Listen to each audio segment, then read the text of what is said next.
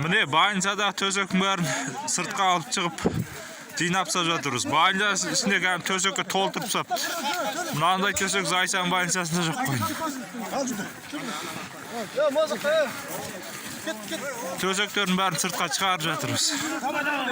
Облыс ауданның бас дәрігері Сартеректі айтты, бұл қауіпті емес деп.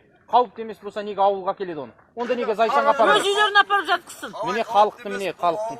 Міне болып шыққандай себебін таба алмай жатқан кезде біздің мына алақандай ауылымыз сол ауруға қарсы қалады деп ойлаймын екен осы. Атқамінерлер қайда? Азаматтар. Азағым қашанға осылай үндемей жата береміз. Вообще кіргізбеу керек, шекараны ашпау керек. Қытайда қай жерде жатты, сол жерде жатсын, келмесін, сол жатқан жерлерінде жата берсін. Оны неге обязательно Сартерекке обязательно оны айналаққа кіргізу керек.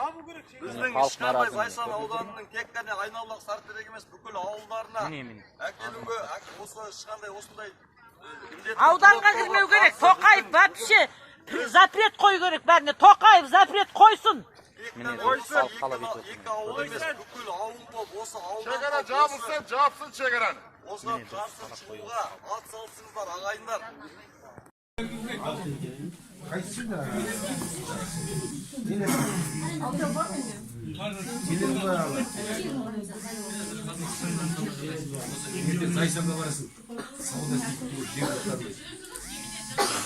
Қарсы болып жиналған халық, Сартерек халқы. Рахмет, Алла разы болсын. Барлықтарына қарсылық білдіріп жатырмыз шамамыз келгенше. Yer estigen çok. Ne çıkıyor?